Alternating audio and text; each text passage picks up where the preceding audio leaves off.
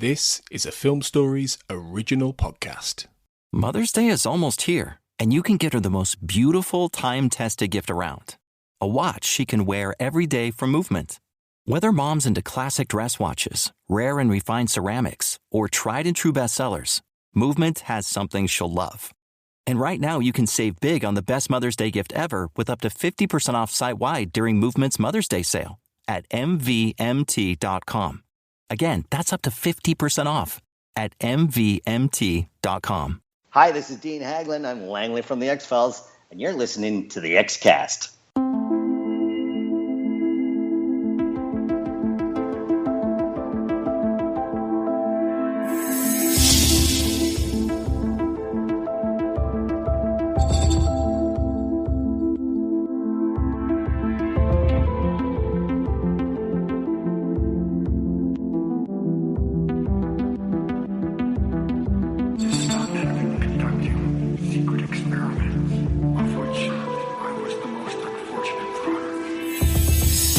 Welcome back everyone to the X-Cast. As ever, the truth is in here. I'm your host today, Carl Sweeney, and thank you for joining me for this episode in which I'm going to be talking to the man who wrote Season 11's highly memorable episode, Familiar, and his name is Benjamin Van Allen. Hello, and welcome to the X-Cast. I'm happy to be here. So obviously we're going to talk a lot about your episode, which everyone will know aired as episode 8 in this last season. But I thought it'd be good to start with kind of like your history as an X-Files viewer, really. I mean, how much of the series did you watch during the original run, if at all? Were you an avid fan or not?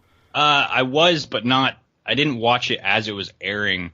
So I was like, I want to say I was maybe like 6 years old when it first premiered. So I obviously wasn't watching then. But I do remember, like, I'm trying to remember when it was. I think it was probably around, which season was Hunger in? The one where the guy had like his like detachable ears or something. Around then, because I just remember that episode distinctly. I started watching reruns just whenever they came on my TV at home. So I'd get off of school, around 3 o'clock, and then I'd come home, eat supper, and just sit in front of the TV all night. And, X-Files was airing a lot. So I ended up watching a lot of episodes that way as a young kid, and it scared the crap out of me. I remember very particularly, like, Hunger was always rerunning for some reason. And Chinga was rerunning all the time, and that episode scared the crap out of me. And then the one, forgive me, the one with the magician whose head falls off, that one. Yeah, The Amazing Malini, I think that's called. Yeah. For some reason, I just remember those three, like, always replaying, and specifically those three, and I don't know why. That's interesting. So I think that's season 7 you're talking about there with Hungry. So I think that's 99-2000, if that sounds about right. Yeah. Yeah, probably like when I was in like 8th grade or something. Cool. So you mentioned a few like standalone episodes there. I mean, were those? It sounds like those were the kinds of episodes you gravitated to originally. I mean, how did you take the mythology installments back in the day? Were you into those as well? No, I actually didn't watch any of the mythology episodes that I can remember because you kind of had to watch those in order to understand what was going on. And even if you did watch them in order, you didn't always understand what was going on. So I kind of like latched onto the Monster of the Week episodes. Those were really the ones that I watched and the ones that scared me. And I think those are the ones that got the most replays on Fox probably also. So did you always want to become a writer? Did you always kind of envision writing TV? Or how exactly did yourself as a young man kind of approach that? I actually wanted to get into – I was really big into photography. Like I was always taking pictures as a kid. And then I played a lot of video games, so I was really interested in maybe getting into like level design or character design or something with video games. But, as I got into college, I realized I couldn't draw as well as I thought I could. So kind of everything that had to do with that side of art kind of went out the window. But I ended up going to film school because I always was in love with movies. And I never really thought of it as a career choice until I was just like browsing the catalog of the local college where I lived, and they had a film school, and I was like, it was at a time in my life when I was like really lost professionally. I didn't know what I wanted to become or do. So film school seemed really cool to me. So I went to film school, and that's where I took a screenwriting class. And, I've always been an avid reader, but I've never thought of myself really as a writer. I think I had blogs and stuff like, on MySpace or something back in the day. But once I took a screenwriting course and like wrote my first screenplay, which was absolute shit, but like I just fell in love with the process, like just like sitting, like there's something that happens sometimes, I think it's what every writer searches for continuously over their whole lives is, there's sometimes when writing is real work, and there's other times where you're just sucked into the story and you kind of disappear for hours. And that's what happened to me the very first time I ever wrote a screenplay. And I just have been like trying to get back to that feeling ever since. All right. So, I mean, correct me if I get any of this information coming up wrong, because I'm happy to be corrected. So, as I understand it, you got a job as a writer's assistant on season 10 of The X-Files, like the first revival season. Is that correct? Yeah, I actually, so I when I first moved to LA, I did a bunch of production assistant jobs like all over the place. And I was kind of fighting for work for 2 years, very much living paycheck to paycheck, sleeping on couches. I really didn't know anyone out here very much, so I was really struggling. And then I got offered like a year-long PA job on a like daytime talk show, and I was like, a year's worth of checks? That sounds amazing. So I ended up taking that job, but it just like destroyed me creatively because it was a daytime talk show, I wasn't in narrative television, so I ended up leaving that job, and even though I was going to get paid less leaving that job, I took the very first PA job offered to me, which happened to be Chris Carter's pilot for Amazon, The After. Yep. So that's where I met Chris, is working as a PA on that pilot episode for Amazon. And then when that pilot was done with production, I just kept in touch with his production company and said, if you guys are ever looking for an assistant, I loved working with you guys. And so they ended up hiring me on as an assistant first. So I worked as an assistant with Chris for a year before the 6-episode event series happened. And then, yes, I became the writer's assistant on that. So for those of us who are not like familiar with the terminology necessarily, what exactly does a writer's assistant do? I mean, what's like a typical day in that role? It's a little different. I've never been a writer's assistant on a traditional television show where there's like a writer's room where all the writers come in. Most TV shows have multiple writers, so like 5 to 7 or who knows. It's always different. And the writer's assistant, from what I gather in those traditional writers' rooms, is they kind of sit with the writers every day, and their primary function is like taking kind of the minutes of the day, taking notes down. So everything the writers are discussing that happens with the show, the writer's assistant is usually there to write all of that down and kind of just and also do pretty much anything they ask. But they usually also have a writer's PA as well who will do like get them lunches and coffees and make sure the writer's room is clean. The writer's assistant, I think, traditionally mostly handles taking those notes from the writers. But for me, it was a little different because I was like a hybrid of like Chris's personal assistant, Chris's office assistant, the writer's assistant for the show. And the way the X-Files works, which it's always worked this way, it's not really a traditional writer's room. Individual writers will come up with ideas for their episodes, kind of pitch them and get approval on the idea, and then go board them, which is basically the process of breaking down the story on a corkboard. They'll go board them by themselves, not in the writer's room, and then they'll come back and pitch them to the other writers or pitch them to Chris. So it's not really a traditional writer's room in that sense. So we instead of meeting every single day like a normal writer's room, we met maybe a couple times a week, or whenever someone had a board ready to pitch to the writers for notes, that's when we would meet. So there was a lot less note taking, and it was more just like a hybrid of like what a production assistant would do. And then, Chris is really good about involving people, so he let me pitch ideas whenever I had something to say. So that was really nice and a good learning experience on that show. Cool. So how do you feel about like the season 10 like endeavor at this point? Because I mean, it's such a tricky task, isn't it, to kind of reset the series at the same time as kind of honoring what came before. But now we're a couple of years out from it, aren't we? So I mean, how do you look back at that 6-episode revival kind of at this stage? I mean, it was an amazing experience for me. Like, I couldn't have dreamed up a better experience. Like, Chris let me go to Vancouver and be on set with him for all his episodes, just getting to meet the cast. And he let me kind of shadow him all the way through, writing, pre-production, production, post-production. So it was a great experience for me. I can't imagine what they went through trying to figure out how to approach that 6-episode season, though. That's just like, looking back at it now after having written just one standalone episode, trying to think of how to come back with everybody after, how many years was it? Like 20 years or something. I don't know, 15. Yeah.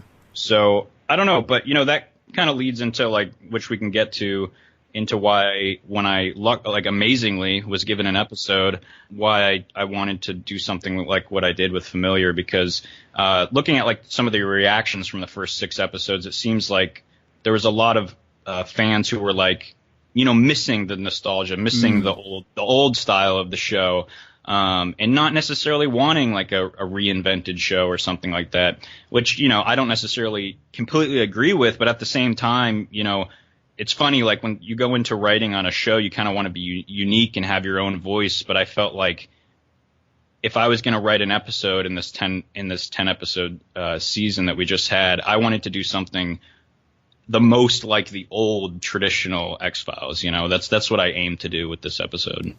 Glad to hear you say that, because I was going to put that very question to you. So season 11 returned, and as I understand it, your credit on all the episodes now is staff writer. Is that right? Yeah. So I was a staff writer for the season, which is, just one of those, it's a, the way, like I said, the way television works is there's multiple writers for a season, and everybody kind of like works on giving notes on everybody's episodes. But yeah, so I was the staff writer of this season, which is like the lowest entry level position for being a television writer. Okay, so I mean, before we come on to Familiar, I mean, this season felt to me like very crafted. I don't know if that's fair. Like they're very clear, like through lines, like thematically, it seemed to me. I mean, were you privy to like any of the meetings where that kind of thing was kind of discussed and kind of tossed around at all?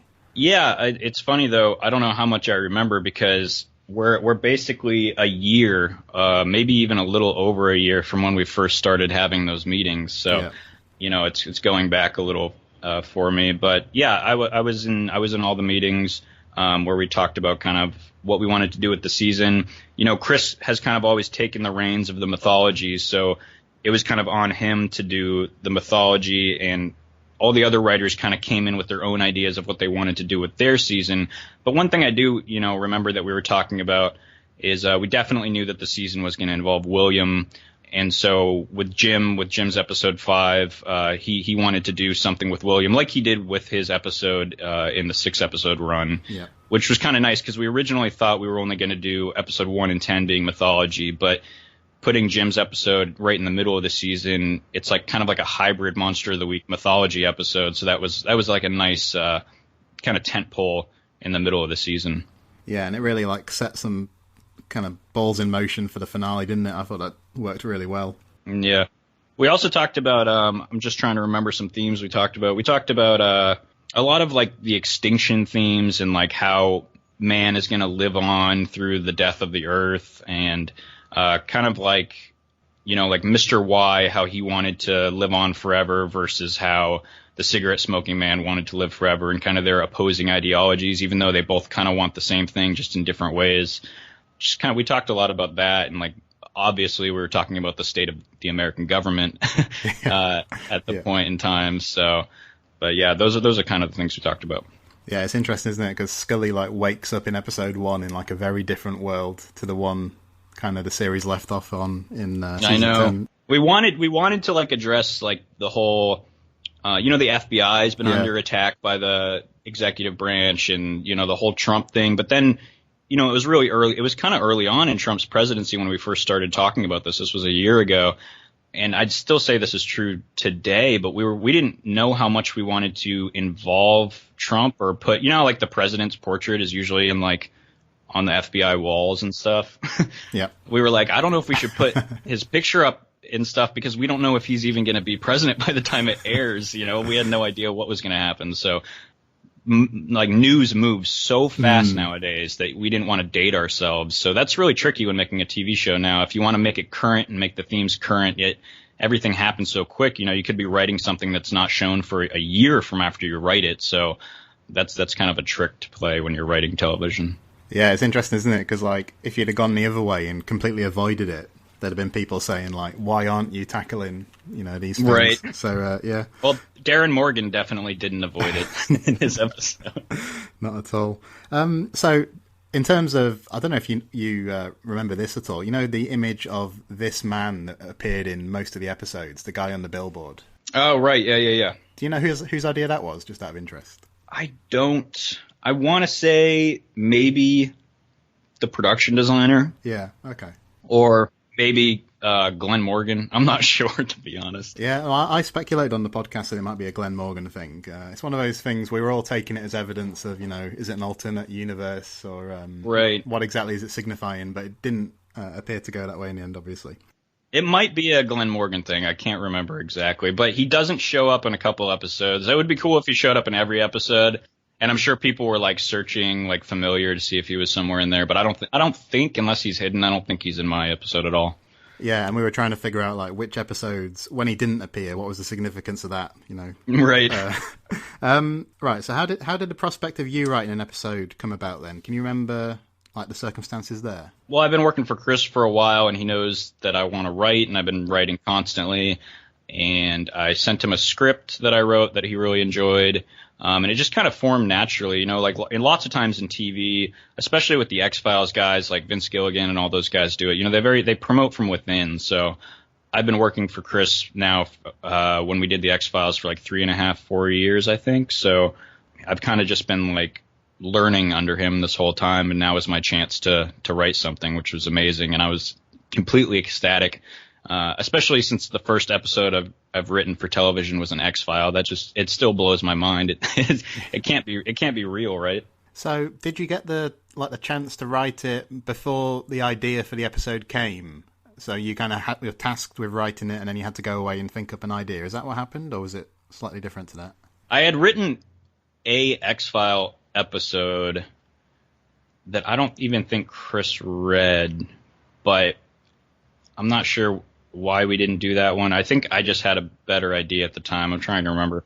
But pretty much, I think Chris knew that I could handle it and just gave me an episode, and then I went off. I'm trying to remember. I may have had ideas before I got the episode, but it was pretty much, you have an episode, now go off and think of some ideas and come back and pitch them to the room kind of deal. Cool. And, I mean, there's loads going on in this episode, isn't there? I mean, what was kind of the way into this story for you? Was it like an image that came to mind, or how exactly did you get kind of the ball rolling on it? It was the teaser, for sure. Pretty much, you know, things change a lot in the process of writing. You know, you go through multiple drafts, and then things change on set and production. Pretty much the only thing that hasn't changed the entire way through from my very first draft is the teaser. That was the image that came to mind of, you know, I think originally I was very much inspired by Stephen King's It. So picturing like a clown in the woods and a kid like leaving and disappearing into these dark woods, that was kind of my initial inception.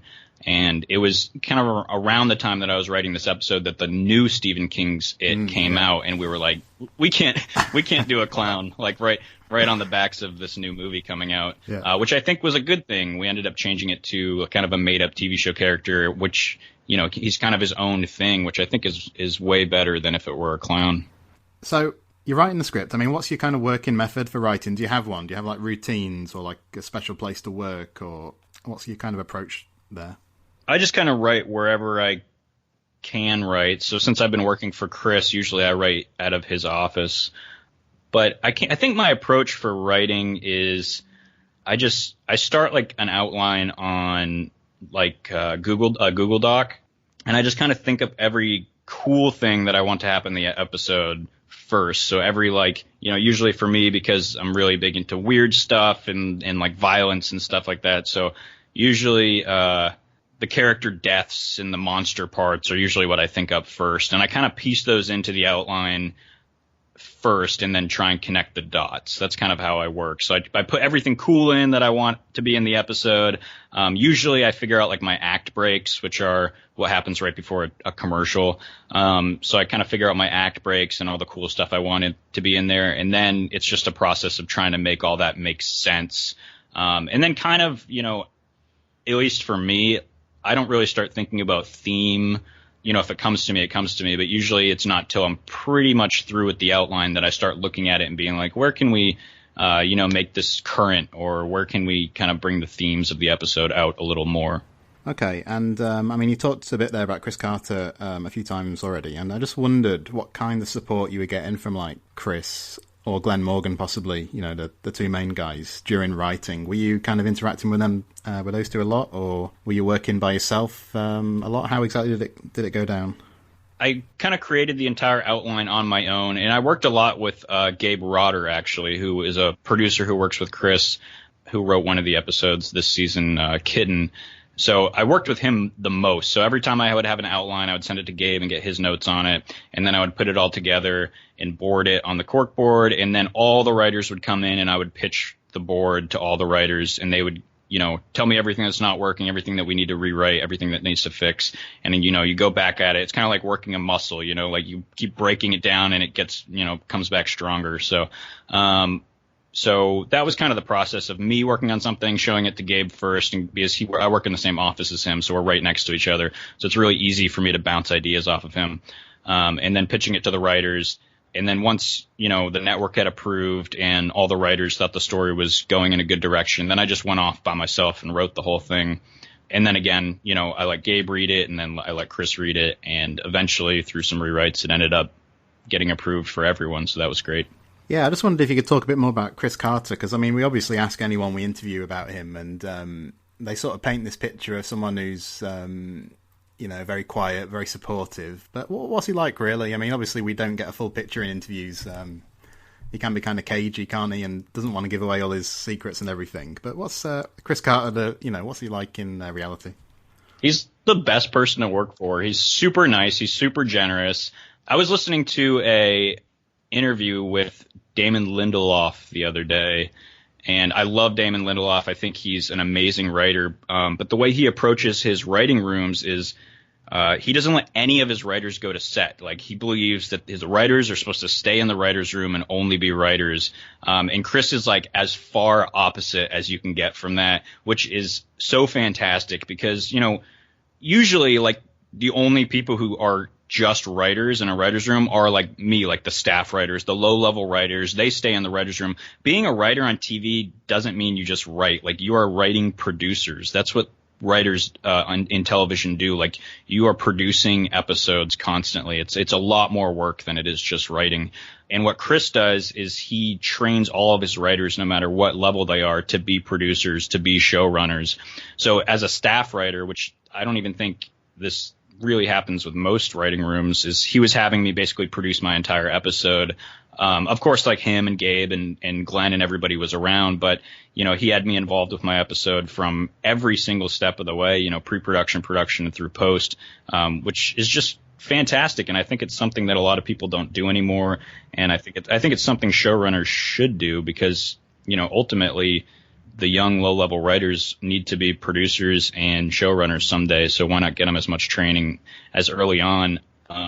So yeah, that's been really great. And I think he's done that forever. Like, he did that with, I read an interview with Vince Gilligan where Vince was praising the fact that he did that with him, and said that, his experiences working for Chris is what shaped him into the showrunner he is today. So, and that's also kind of the system of the X-Files, every episode really is the writer's episode. It's the way the show has always worked. And I don't think that system could work on many shows, especially like how heavy serialized shows are these days. But when you have, most of your season is Monster of the Week episodes, you really can give it to one writer to kind of see it all the way through, Yeah, there was a really nice quote from David Duchovny recently where he was sort of saying, look, I know Chris gets a lot of grief from fans, but, this guy is giving over his show every week to, whoever it may be, Howard Gordon or Darren Morgan or whoever, Yeah, that's also why Chris doesn't really, it's why he promotes from within, because he has to work with someone for a long time and trust them and have a good rapport with them before he can just, release them off to do an entire episode on their own versus him having to like shadow every step of the way, All right, so you've already said this episode consciously, I guess, then, is kind of a throwback of sorts to like the earlier seasons feel. Is that fair? By design? Yeah, definitely. And what's interesting there is it could have been, I think it was filmed, wasn't it, as the penultimate episode of the season, but then the order was changed, so it aired as number 8. Is that right? Yeah, I think that was, it could have fit anywhere in the season, I think, which was great. But it was filmed as episode 9 mostly because of scheduling things, because I think Jim was directing episode 8, and so it was kind of like when he was available, because he also works on some other shows like American Horror Story. So once we got through the season and realized that there was some some personal stuff between Mulder and Scully at the end of episode 8. We thought that might have been a better episode 9. So it was very easy to just, switch the order of those episodes. And let's delve into some of the specifics of this story then. So, I mean, you wrote a couple of tricky roles there, didn't you, for child actors, I think? Yeah. And it sounds like you had no hesitation about writing such harrowing material. But I figure it was my first episode to write. I might as well just do everything in one episode. So I guess it was a famous director. I'm not remembering. Maybe who said never work with kids or animals. I decided to do it all in one episode. So. Yeah, and I remember that maxim. I can't remember who coined it, but I mean, how pleased were you by those performances those two kids gave? Because they were really good, weren't they? They were amazing, and we both casted them locally in Canada. And we thought, Vancouver has amazing actors, but we thought, especially for kids, we would probably have to get an LA kid to be able to play this role. But no, we found two amazing Vancouver kids to play those roles. Yeah, and the young lad. Was his name Sebastian? Yeah, Sebastian. He's quite a prolific tweeter, isn't he? His parents run his account, I think. It's quite sweet. Yeah, I saw that. All right. So, they were really good. And as the episode, as the case begins, really, I think the Mulder-Scully dynamic you wrote is really interesting, too, because I thought it was really credible that they had different perspectives on this particular case. But it must be quite hard these days, because they don't sort of fall easily back into the kind of believer-skeptic split anymore. Because Scully's been through so much, obviously. But, I mean, here, I really believed that Scully was kind of, just the evidence was pointing her in a certain direction. But I also really believed that Mulder had his own ideas. So I was just wondering about the challenge of kind of writing, their oppositional stances, really. I mean, how did you find that? It's hard. I found Scully a lot harder than Mulder. It's easier for me to write someone who believes in just these fantastical ideas like hellhounds and witches. That's the fun stuff. But having to, Chris... and I've said this many times, but Chris has always told me, an X-File is only good as the plausible science behind it, and Scully is the science of the episode, and Scully grounds every single episode. So without Scully, it's just some fantastical show. It's not an X-File without Scully's ideas and Scully's grounded opinions and Scully's science. So having her kind of ground this episode and having her be the profiler and having her really care for these, dead children and really think that there's a killer out there and really want to find this killer, that grounds the entire episode while Mulder's off doing who knows what he's doing, walking around in the woods looking at wolves. So, it was definitely harder to write her voice in this episode, but I think it makes the episode. And what's it like when you see those two bring your words to life? Because, I mean, they've been playing the roles now, not continuously, but for a quarter of a century almost, really. And they both bring a lot to the table still, don't they? Yeah, it's amazing how professional they are, we would come to set and we'd be all ready to go and they would jump on in 1 and 2 takes. They'd have the entire scene down perfectly. So it was fantastic to watch them work. But they bring a lot to the characters that wasn't necessarily in the script. So the line lots of people like in the episode where Mulder says that Scully's his homie, he just ad-libbed that on set. That wasn't in the script. So there's things like that when you're just in Video Village, with your headphones on, watching the monitors, and you hear them say something unexpected, and you're just, it's gold, and you're just like, that's amazing. I love moments like that. Yeah, there's been loads of stories about David Duchovny's ad-libbing this season. It's really fun. Right, so I mean, the paranormal element of the episode, I mean, I know people immediately think of Mr. Chuckleteeth, but obviously that's only one fraction of it. So, I mean, were you doing a lot of research into stuff like witchcraft and black magic and that sort of stuff to kind of feed into the story? Yeah, I mean, I love research. Most of the stuff that I write is very research intensive. And I did a ton of research going into this episode because, one thing about research is you don't know necessarily all the time what you're looking for. You're just kind of, finding little bits and pieces to make the world feel real. So you could read multiple books and just find one little thing. But I don't think a lot of my research actually ended up making it into the episode, which is kind of funny. But I did do a lot of research on witches and spirits and stuff of that nature for this episode for sure. All right, and like obviously one of the manifestations that we see is Mr. Chuckleteeth, and just tell us about him, really. I mean, how was he described in the script? I was wondering. Did Mr. Chuckleteeth that we end up seeing, did he look as you kind of envisaged originally? Yeah, for sure. That's, I think, what I was most happy with in the episode was that he came out so perfect. Like, I couldn't have dreamed up a better Mr. Chuckleteeth than how he came out. And Bill Terazakis, who designed him, worked with me and worked with Chris and Holly on getting the look of him down. And he got it really fast. Like, he sent in a couple, drawings, a couple proofs of what, like, we would explain to him what we thought it looked like, and then he would send us some drawings. And I think we only went back and forth maybe 3 times before we got the Chuckleteeth that we have. So that was really fast and really great. And yeah, it looks, I'm trying to remember how I described him in the script. I think it was like a skinny man in a dinner suit with a white face mask and a large toothy grin or something like that. So, and we were definitely, when I was researching creepy children's television show characters, to try and inspire a design behind him, I definitely was inspired by Mr. Nosy Bonks from what's the name of that show he was on? Jigsaw. Yeah. Which I think is a British series, but I think it's slightly before my time. I don't remember it, but I've seen the pictures and how he got let on on TV. Yeah, it was like 70s or early 80s or something. I can't remember. Yeah. So I mean, I watched the series week to week with a couple of family members, and they were both terrified of Mr. Chuckleteeth. So I'll just pass that on. I mean, you had also like I think the Bibbletiggles. Yeah, Bibbletiggles, who were obviously inspired by Teletubbies. Yeah, kids shows are weird. They're creepy. Like, you watch kids shows, it's like, what the hell is going on, Yeah, well, it's like there's no like real logic in a lot of them. They kind of well, if there is, it's kind of they're just there to kind of like capture attention and keep kids quiet for a while.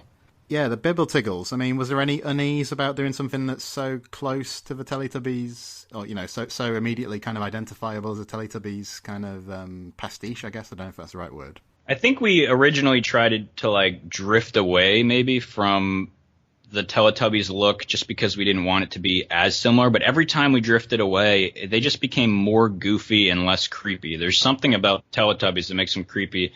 So I wanted to kind of like, make them our own thing, make them a little creepier than the Teletubbies. But at the same time, what makes the Teletubbies so creepy is they're fuzzy and they're colorful and they're playful looking, but they have these like human like face plates, which makes them like really scary for some reason. So we wanted to give these characters like a weird face with a face plate, with kind of a furry body, and just make them weird, like weird and creepy is everything we were going for. And I think they came out really unsettling. So I'm happy with that. I mean, I don't know if you can pull any strings, but I mean, we need some Mr. Chuckleteeth merchandise, I think. I know. I want it too. There's I saw this guy. I'm sorry, I can't plug him right now. Maybe I can email it to you later. There's someone who's in the process of making Mr. Chuckleteeth like little clay figures, and I think he's going to sell them on Etsy or something. So hopefully Fox doesn't go after him before I can get one. I think J.J. Lendl also, who is the artist who made like retro movie posters for every single X-Files episode. He's releasing through Fox posters for the new series also. So eventually there will be a Chuckleteeth poster coming out. Yeah, and his stuff's like brilliant, I think. Yeah, it's my dream. What will make my entire year is if I can see people who dress up like Mr. Chuckleteeth for Halloween. That would be like a dream come true. Yeah, and there's an X-Files convention next year as well, the X-Fest. They just had the first one, but there's surely going to be some people going to the second one as Mr. Chuckleteeth. I hope so. Yeah. I saw like a month, or maybe not even a month, after the episode came out, someone had already gotten a Mr. Chuckleteeth tattoo on their leg next to some other X-Files tattoos, which is fantastic. I really wanted to – I know I've mentioned this in other articles, and I hate repeating myself, but like one of my biggest goals with this episode was to create a recognizable monster that like could live on in X-Files history as, you know, one of the iconic X-Files monsters that people recognize straight away. And I think we did that, and I'm really excited about that. Yeah, I think so too, and arguably it's the first one in quite some time. I mean, there was one in Darren Morgan's episode, The Weremonster, in season 10, but I guess you're thinking mainly one in like a serious vein, so... Yeah. I'm also very proud that I had a really high body count in this episode. Yeah, well, I was talking to somebody about this just after the episode aired, and apart from one episode which I could think of which had like a mass suicide, I think your episode might be number 2. That's awesome. I mean, in terms of the themes, you said that, like, you know, the themes came a bit later, but there's loads of stuff going on here about mob justice and the presumption of innocence and so on and so forth. And, you know, a lot of people, a lot of viewers have taken this episode as kind of an allegory or something, and they've drawn all sorts of real world, like, inferences from it. But yeah, like they would. That kind of, like, proves the point of the episode. But, I mean, what specifically were you aiming at when you were writing that then? Were you thinking of particular real world events, or what was in your mind? I think when I first started writing the episode, I was very much latching on to. So this again goes back to the research I did when I was doing research on witch trials and witch hunts. You know, I think I read in one book that there were, I want to say, 4 great witch hunts in history that this one person was talking about, like the original witch hunts, and then like McCarthyism and this, like, the satanic craze of the 80s and 90s. And then Islamophobia today, they said, was like one of the big witch hunts of this era. And so going into the episode, I was really focusing on, you know, I never wanted to say it out blatantly, I don't think, or focus on it too hard, but I was really thinking of just like the Islamophobia of our culture and how, you know, there's a select few really evil doers out there, and then you can just latch on to arguably one of the biggest, if not the biggest, I think it is, like, religion in the world, and just basically say everyone in that religion and everyone in all these Middle Eastern countries, and Asian countries across the world, and even every, like, Islamic person living in America is just some evil terrorist, is how people see them. That really bothers me, and that's something I wanted to address. And then, you know, just as I was writing the episode, and maybe even after the script was out, I just, with the whole Trump thing that's happening and all this fake news stuff that's going on, like, I found myself even, like, retweeting articles that really pissed me off. And I was like, yeah, you know, I agree with this. I'm going to retweet this so other people know, you know, how I feel. And then I would figure out that, like, maybe the article wasn't completely true or it was fake. And I was just seeing, you know, Twitter has turned into just a cesspool of people, you know, trying to bring attention to themselves by retweeting endless streams of bullshit. So I kind of wanted to address that in the episode too, that there's just a major mob mentality on the internet now, because it's easy to just click one time. You know, if you have an opinion about something, it's a lot harder to say it face to face to someone versus just retweeting something on the internet or attacking somebody on the internet. And so there really is a mob mentality culture on the internet right now. And then during production, I think it was during production, the whole Harvey Weinstein thing came out, which I less wanted to focus on because, you know, even though there is a very dangerous mob mentality around the Harvey Weinstein scandal, you know, I'd say the vast majority of people that have been outed are probably terrible people. but the whole concept behind it, you know, it can be dangerous. And I think the best article I saw on it was Margaret Atwood wrote an article about am I a bad feminist or something like that. Mm-hmm. And she's the perfect person to write an article like that, you know, because it's hard for someone like myself, like a straight white male, to have a public opinion on matters such as these. But, you know, I less wanted to focus on that witch hunt, quote unquote, that people are calling it, and more just on the general Twitter society. Yeah, and like you say, with it being kind of general, it sort of means the episode isn't too rooted in any particular, like, scandal, does it? So it shouldn't date it in that sense. But, you know, everyone calling out, you know, like you said before, everyone's saying, this episode's about this, or no, this episode's about this, just, you know, goes to show you that people want to latch on to whatever they feel is correct, you know? Yeah, definitely. I mean, and you've talked about social media, and yeah, it's definitely true. Like, nuanced opinions don't really get a lot of likes, do they? But what's your experience with the fandom been like online? I mean, because X-Files fandom can be a bit of a hothouse, but how's it been from your perspective?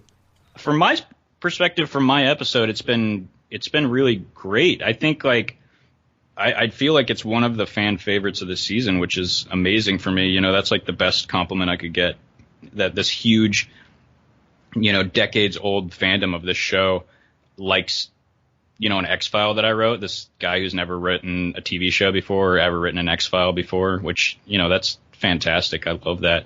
And I've seen, for the most part, nothing but that people like the episode and enjoy it. So it's been a really positive experience for me, reading what the fans have to say online.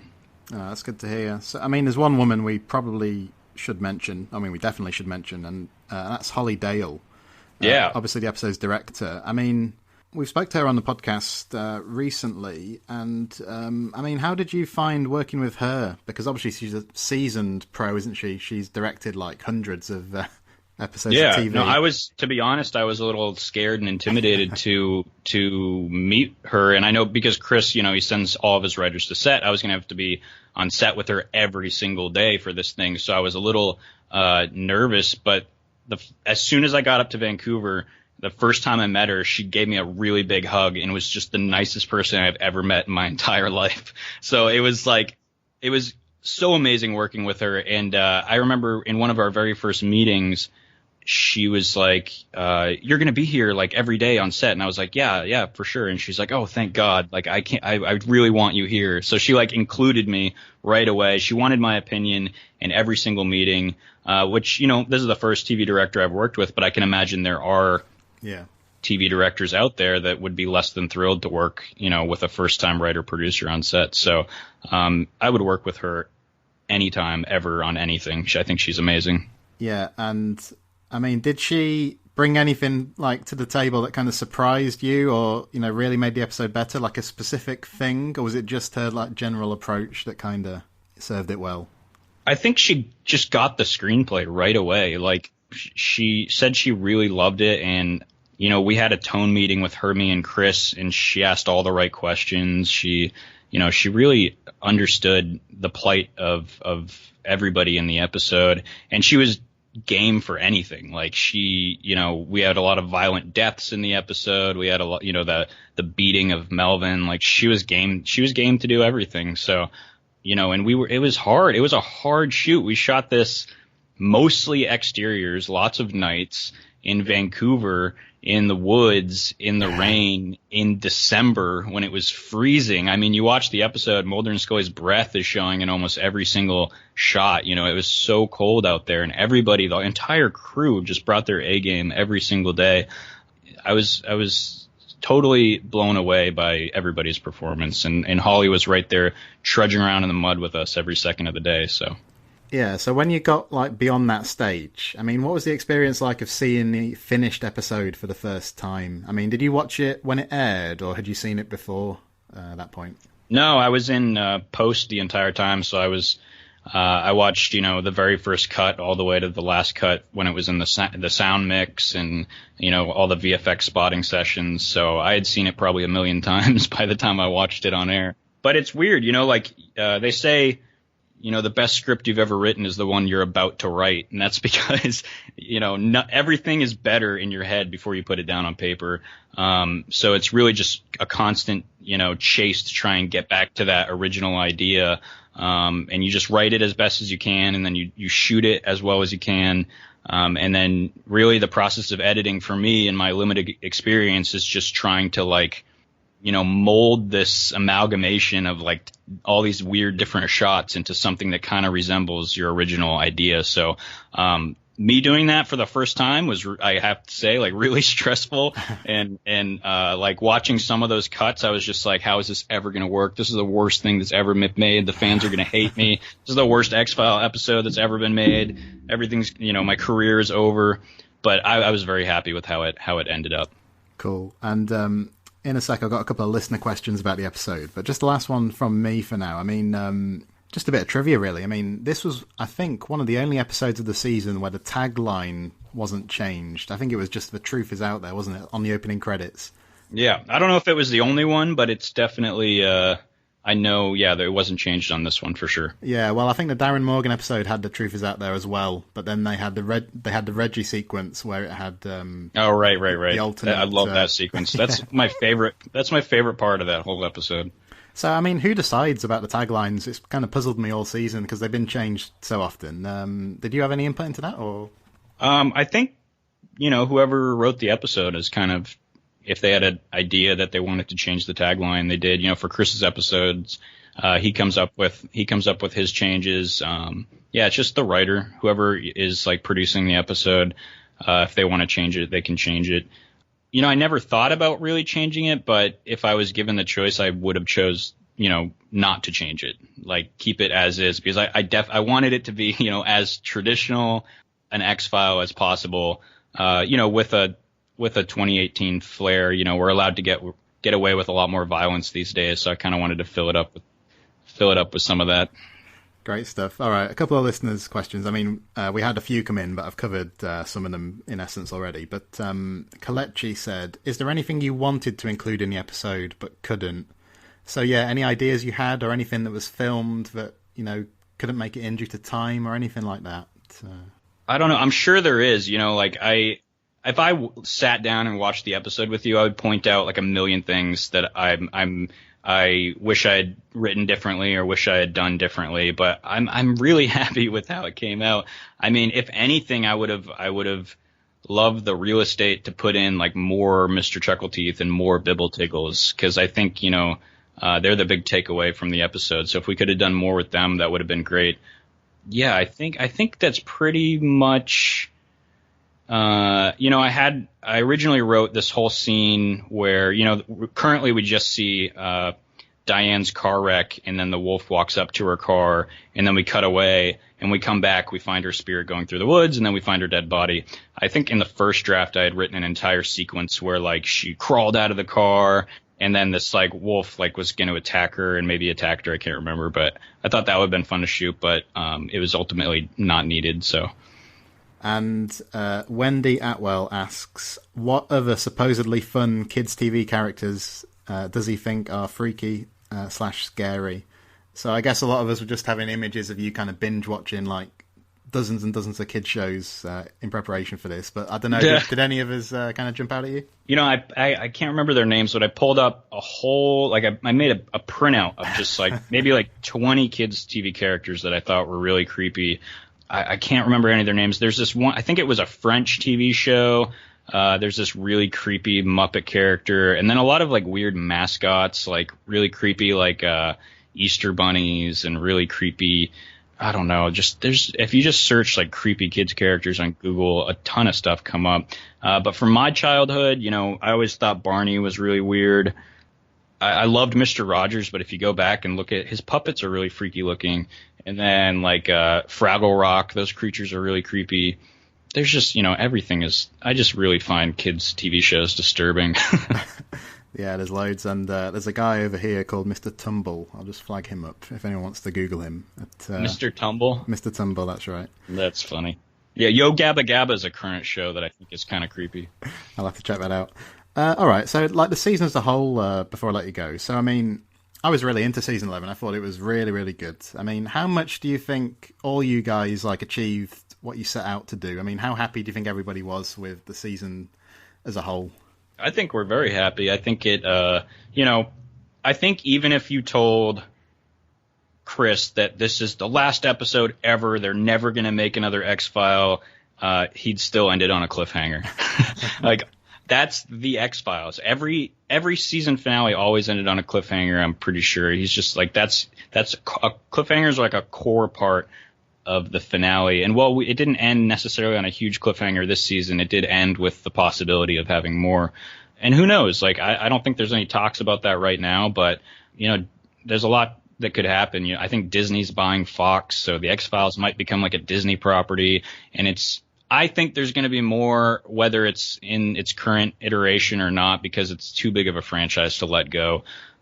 So whether it's a couple years from now or 5 years from now, there's definitely going to be something X-Files out there. I would almost bet money on it because it's like $1 billion TV franchise. So Yeah, and it's got to the quarter century mark. You know, you got to figure the first quarter century's got to be the hardest to kind of notch up, hasn't it? So, I mean, yeah, the status, it seems like, I mean, Gillian Anderson doesn't want to come back, but David Duchovny and Mitch Pileggi, well, it might be a bit harder for him, given he ended up underneath a car. But right. They both sounded like, you know, who knows what's coming next. So I think Mitch is still alive, but I don't know for sure.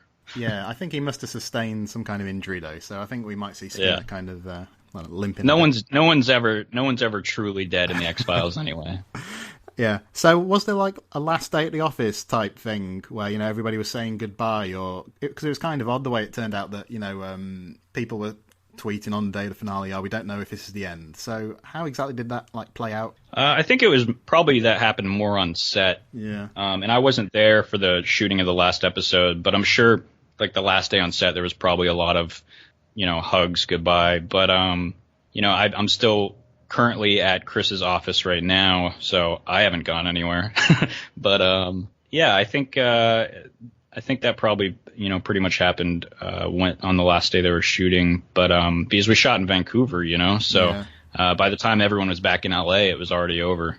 And other than your own, which I imagine is probably your favourite episode of the season. I mean, which other ones do you particularly like? And I know I'm kind of asking you to kind of critique your colleagues' work, but do you have any particular favourites from the other 9 episodes? I always love Darren Morgan episodes. I think his episode is hilarious. I laughed out loud so many times during his episode.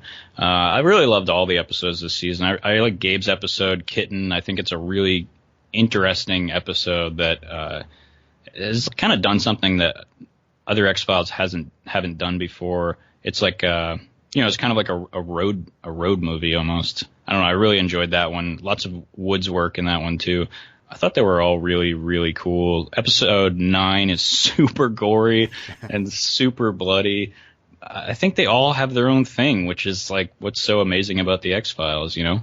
Yeah, it just seemed like, I don't know, like if 10 episodes is kind of the magic number, in that 6 almost wasn't enough, but 10, you guys could really come up with like a really exciting like range of stories, you know. I think that's what I liked the most, that there were so many different types of stories. Yeah.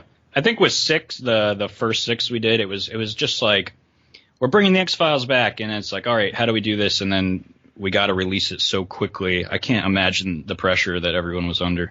But 10 is definitely a lot more room to breathe, and allows, you know, the way the X-Files works, where everyone has their own deal, their own script, their own story to tell. It doesn't really work with a short episode order like 6 episodes as well as it would with 10 episodes. Yeah, but it seemed like this season, you know, there was something for everybody. I can't imagine somebody who likes a series not finding lots of stuff to enjoy in season 11.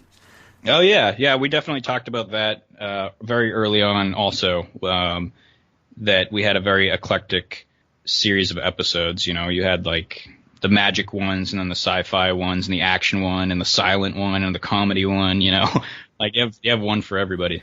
All right, Ben, well, thanks for that. I think that's a nice kind of note to end on. Before we go, I mean, you're online a bit, so if people want to come and say hello to you on Twitter or whatever it might be, where can people kind of find you? Yeah, I'm at Ben Van Allen, BenVanAllen, and pretty much the only place you can find me. I just deleted my Facebook account, so. Yeah. Great stuff. All right, well, like I say, thanks very much. It's been a real pleasure. Great, thank you. I love doing this. This was amazing. It was my first podcast, so you popped my podcast cherry. Well, I'm very pleased to hear that. That's great. All right, thank you, man. Cool. And in the meantime, you can find us on Twitter at the X_cast, or, I mean, we're still on Facebook, so if you type in X-Files Basement, you'll find our group there. But until next time, listeners, trust no one. The X-Cast, an X-Files podcast, is produced and presented by Tony Black, alongside a dedicated group of podcasters and X-Files fans. You can find us on Twitter at The X-Cast, and on Facebook if you type in The X-Cast, or at our group X-Files Basement, an X-Cast podcast fan group, where you can continue the discussion about all things Mulder and Scully. If you want to support The X-Cast further, you can now subscribe and become a patron of the show on Patreon. On Google, just type patreon.com/The Xcast. That's Patreon. You'll see all of our tiers, subscription options and perks, which include early access to episodes, bonus content such as commentaries on X-Files episodes, access to a patron chat zone, and even appearing on one of our patron roundtable discussions. We would appreciate any support you can give the show, so just go to patreon.com/thexcast to find out more. Our title music is provided courtesy of Will A, who you can find on Twitter at IamWillAYE.